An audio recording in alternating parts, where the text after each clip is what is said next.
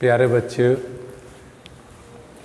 नवजीवन inter college पटेरमा के जो कक्षा 10 के बच्चे हैं, आज मैं विज्ञान में बायोलॉजी के बारे में, बायोलॉजी का आप पहचानते ही हैं हमको, तो हम बायोलॉजी आज पढ़ाने जा रहे हैं। इसमें पहला चैप्टर पोषण एवं पाचन पढ़ाएंगे।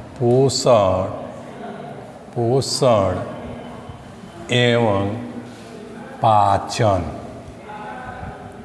पोषण एवं पाचन के बारे में डाइजेशन एंड न्यूट्रिशन,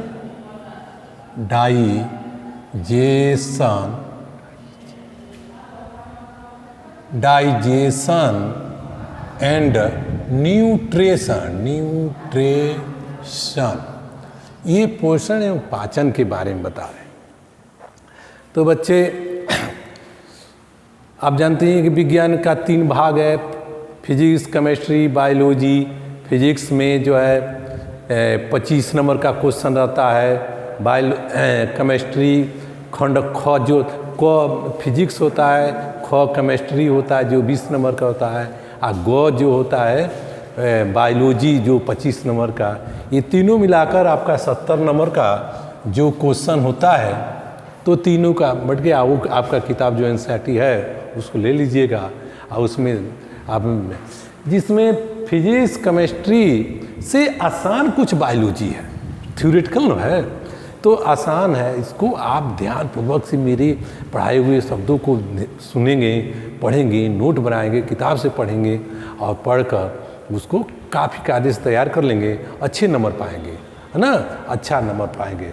ऐसे ही पढ़ाते हो तो मैं आपको ऑब्जेक्टिव क्वेश्चन भी आज मिल जाएगा, लघुत्तरी भी मिल जाएगा, लघुत्तरी भी मिल जाएगा। तो अब पोषण एवं पाचन के बारे में आपको बता रहे हैं बच्चे। पोषण है क्या? ये पोषण है क्या? सभी जीवधारियों के लिए पोषण सभी जीवधारियों के लिए अति आवश्यक है। सभी जीवधारियों के लिए पोषण क्या है? अति आवश्यक है। इसमें तो आप ध्यान सब लोग जान जाइए पोषण। अब पोषण की परिभाषा देख लीजिए।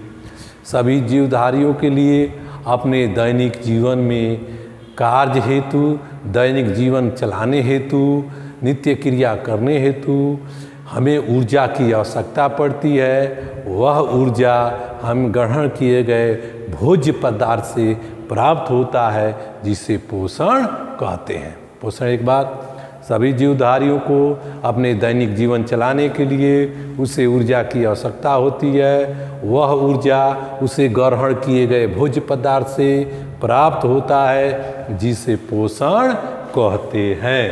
पोषण की परिभाषा हो गया ना। पोषण की परिभाषा पहला जो है पोषण, ये पोषण न्यूट्रिशन की परिभाषा, न्यूट्रिशन की परिभाषा यही है कि सभी जीवधारियों के लिए अपने दैनिक जीवन में ऊर्जा की आवश्यकता पड़ता है, और वह ऊर्जा उसे ग्रहण किए गए भोज्य पदार्थ से प्राप्त होता है, जिसे हम पोषण कहते हैं। ध्यान हो गया पोषण। अब देखिए, अब ये पोषण को हम क्या करते हैं कि 5 भागों में बांट देते हैं। पोषण कितने भागों में बांट देते हैं? पोषण को 5 भागों में बांट देते हैं। पहला देख लीजिए पोषण का, भोजन का अंतर्ग्रहण। भोजन का अंतर्ग्रहण, भोजन का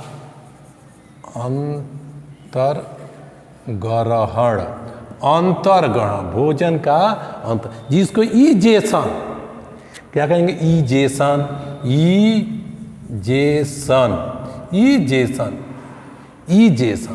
माने भोजन को हम क्या किए?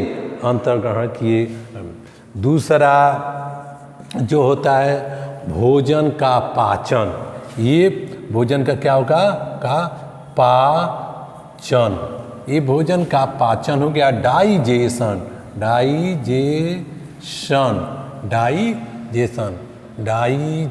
यहाँ यस जोड़ दो, डाइजेशन, तो ये डाइजेशन हो गया।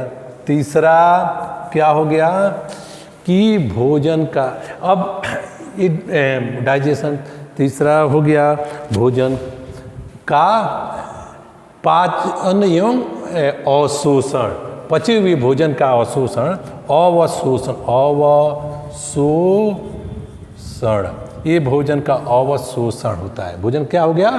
अवशोषण। पचे हुए भोज पदार्थ क्या होता है? अवशोषण। चौथा स्वांगीकरण, स्वांगीकरण, स्वांगीकरण अर्थात एसिमिलेशन, इसको एसिमिलेशन भी कहते हैं, स्वांगीकरण। और पांचवा जो है बहिक्षेपण, इजेशन, इजेशन, बहिक्षेपण, बहिक्षेपण। तो देखो बच्चे, यह इनजेशन है, इन, इसको थोड़ा सा ध्यान दीजिएगा, इनजेशन और ये इजेशन, इजेशन, ये इजेशन। तो ये पोषण को 5 चरण में बांट दिए। पहला भोजन का अंतर्ग्रहण, भोजन का अंतर्ग्रहण माने हम जो भोजन खाते हैं, चाहे हम खाएं, चाहे गाय भैंस बकरी, चाहे कोई भी जीव जो भोजन को ग्रहण करता है तो उसे भोजन का अंतर्ग्रहण हो गया। जब भोजन शरीर में गया तो उसका क्या होगा? भोजन का पाचन शुरू होगा। पाचन 2 तरह के होते हैं। पाचन कितने तरह के होंगे? 2 तरह के। एक अंतः पाचन, ध्यान दीजिएगा, अंतः पाचन, अंतः पाचन, और दूसरा जो है बहिपाचन, बहिपाचन। अंतः पाचन और बहिपाचन। पाचन कितने प्रकार के हो गए हैं? 2 प्रकार के, अंतः पाचन और बहिपाचन। अंतः पाचन के बारे में देख लीजिए। अंतः पाचन सूक्ष्म जीवों में होता है, जिसमें आहार नाल नहीं होता है, जिसमें डाइजेस्टिव सिस्टम नहीं होता है, एलिमेंट्री कैनाल नहीं होता है, उसमें अंतः पाचन होता है। जैसे अमीबा, जैसे अमीबा, पैरामीशियम, यूग्लिना, इनमें अंतः पाचन होता है। अमीबा में भोजन जो है, आप जानते हैं ये अमीबा है, इस पर जो है भोजन का पार्टिकल आ गया, आइए प्लाज्मा लेमा यहाँ से धंसता चला जाएगा, नीचे चला जाएगा, जीव द्रव्य है, आइए इंटर में चलोगे तो बताएंगे, इसमें जाकर उसके अंदर वो पच जाता है। तो जिसमें आहार नाल नहीं होता है, जो सूक्ष्म जीव, निम्न कोटि के जीव है, उसमें अंतः भोजन, अंतः भोजन पाचन नहीं है, इंडो डाइजेशन होता है। और वही पाचन किस में होगा? जिसमें आहार नाल पूर्ण विकसित हो, उच्च श्रेणी के जंतुओं में, उच्च श्रेणी के जंतुओं में वही पाचन होता है, जिसमें भोजन का पाचन आहार नाल में होता है और पचे हुए भोजन अवशोषित हो जाता है ना। अब वह शरीर में जाकर वह मेटाबॉलिज्म क्रिया के द्वारा ऊर्जा में कन्वर्ट होता है और उस ऊर्जा से हम लोग दैनिक जीवन का काम करते हैं। तो यह 2 तरह के पद। अंतः पाचन का उदाहरण क्या? अमीबा हो गया, पैरामीशियम हो गया, यूग्लिना हो गया। बहि पाचन का उदाहरण कोई पूछ दे, उच्च श्रेणी के सभी जंतु हो गए। अब पचे हुए भोजन का अवशोषण होता है। आप लोग सभी जानते हैं कि हमारे हम लोग मुख में भोजन को ग्रहण करते हैं और मुख से लेकर गुदा द्वार के तक हमारा आहार नाल फैला हुआ है और उस आहार नाल में यह भोजन का पाचन जब हो जाता है तो उसमें एक छोटी आंत होती है, उस इंटेस्टाइन में जब ये पचे हुए भोजन लिक्विड के रूप में हो जाता है और वहाँ रसांकुर होता है, इसमें आगे बताएंगे, रसांकुर होता है। वो रसांकुर पचे हुए भोजन को अवशोषित कर लेता है, अवशोषित कर लेता तो वह ब्लड को देता है, ब्लड वेसल्स होते हैं और उसमें ब्लड में चला जाता है। ब्लड उसे सर्कुलेशन के द्वारा क्या करता है तो वह शरीर के प्रत्येक कोशिका में पहुंचा देता है।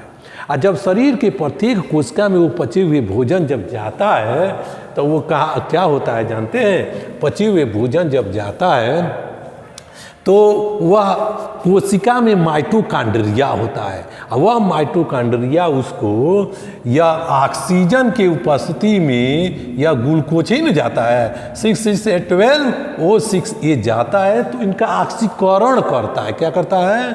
इनका ऑक्सीकरण करता है और ये टूट जाता है। और ये टूटता है तो कार्बन डाइऑक्साइड और प्लस H2 और प्लस ATP ऊर्जा में बदल जाता है, एडिनोसिन ट्राइफॉस्फेट में बदल जाता है। और जो हम लोग अपने से दैनिक जीवन में हम जो भी हम काम करते हैं, बोल रहे हैं, चल रहे हैं, जो भी कर उसका हुआ ऊर्जा मिल जाता है, उसी ऊर्जा से हम लोग काम करते हैं। तो ये अवशोषण हो गया।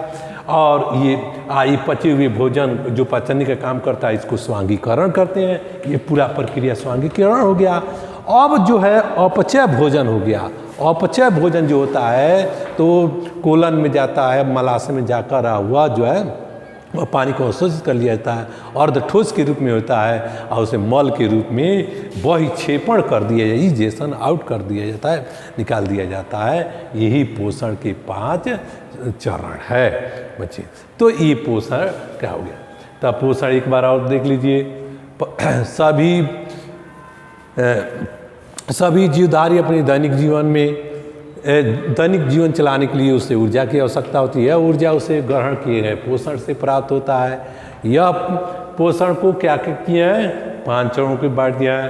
भोजन का अंतर्ग्रहण, भोजन का पाचन, पचे हुए भोजन का अवशोषण और अवशोषित भोजन का स्वांगीकरण, अर्ध पचे भोजन को बहिक्षेपण। या होने के बाद से हम इसको और आगे जो है बढ़ाते हैं। तो और आगे इसको तो बच्चे जो है ये आपका जो है आप आज का पहला दिन की क्लास है और जो है आप इसको पढ़ लीजिएगा।